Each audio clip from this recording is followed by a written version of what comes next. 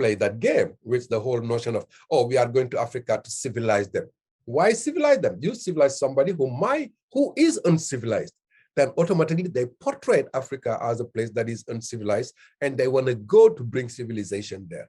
And through that, they continue to perpetrate that ideology. And the media take part of that to portray Africans as the others. You see, because wanting to use them as slaves, wanting to exploit them, right? And wanting to put the process of exploitation to not being viewed as exploitation, but as a good thing doing for Africans, you see, then they have to present Africans in the other way. And the media pick up on that, and that's why you have all this happening until now. But that's why what you see happening now is with this whole idea of teaching African history through the perspectives of Africans and the African continent itself. And at the same time, you have more and more people organizing these education abroad programs, taking American students or Western students to Africa to make them see themselves. What is Africa and who are the Africans? I think that's the way to go to try to break this kind of like misconceptions about Africa and all this kind of stuff. And I can say most of the Africanist scholars who are here in the United States, and most importantly, Africanist scholars who are in the United States are playing a major role in trying to make that shift. You see, yeah. All right, that is really very important, because actually I was just preparing a question to ask you there relating to this idea of rewriting the history, because you need to be rewritten on, because we must understand that there is a game that is being played here now.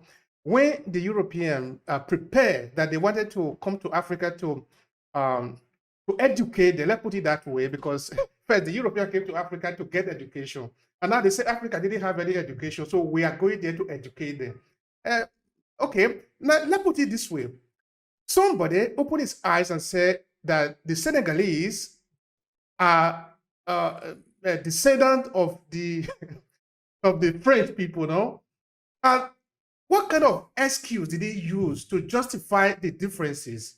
I don't understand that. I don't know, maybe somebody asked the question like, okay, but you are French, you look like this, you look like this, but me, I'm Senegalese.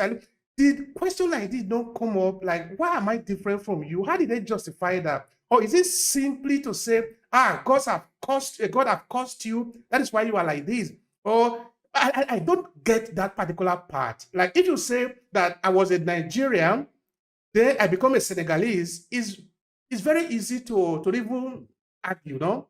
But to say that I was once an English, and now I am I'm in Nigeria, that is not very simple to explain. How did they manage to sell that to us, to sell it to the mind of the people? And there were no contest.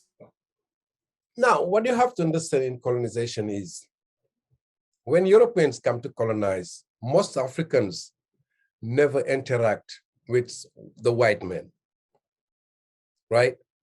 And when Europeans also come to colonize, you have some Africans who will try to take advantage of the situation for their own gain. You see, that's kind of like where the difference is. It's not about like people looking at it just like, oh, these people are coming to try to change us. Yes, you have a lot of Africans who resisted, right? These tentatives to change or to quote unquote civilize these Africans, you see. But also you have very few Africans who take advantage of those situations in order to get like some social benefit out of it, or to get some kind of like, how you say, economic benefit out of it. Now think about it, for example. You come to a place where, based on their views, right, some people were exploited by other peoples who were part of their own societies.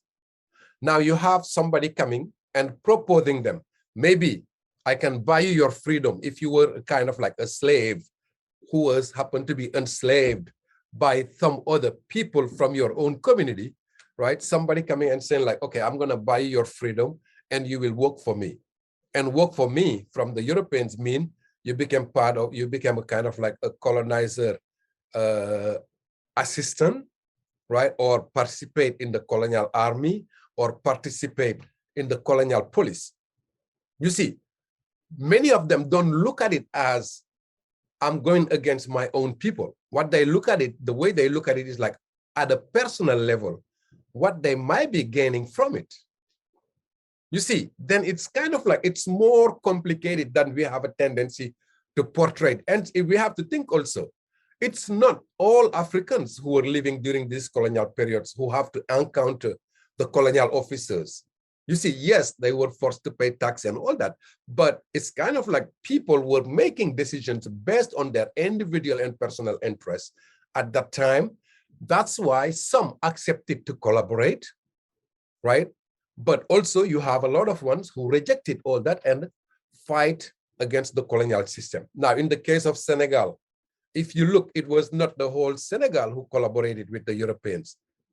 You see, for example, yes, you can see based on the colonization process, how it happened. You can see places like the Saint-Louis, the four communes, Saint-Louis, Dakar, Rufisque, and Gorée. These places were the places where the colonization is starting point. And at the same time, in these places, that's where you have the division between who could be granted French citizenship and who will not be granted French citizenship and all that. Then when we talk about even like people working with the colonial system, it was a very limited number of people who decided to join for social interest or for economic interest to side with the colonial system. You see, that's kind of like what you see. And mostly the decision was made based on individual interest, not collective interest.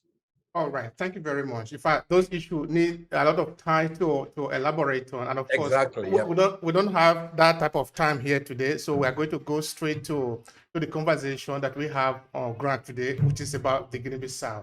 And now, can you give us a background of this country, Guinea-Bissau? So from there, we can enter into the conflict that we had there, and therefore the contribution of women in that struggle, please.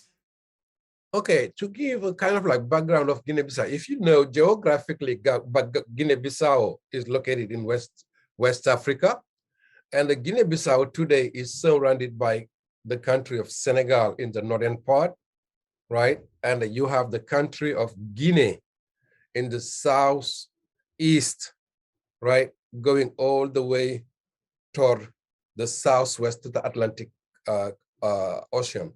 Then, and it's a little country. Well, okay, if I say little, I'm talking about in terms of geographical space, right?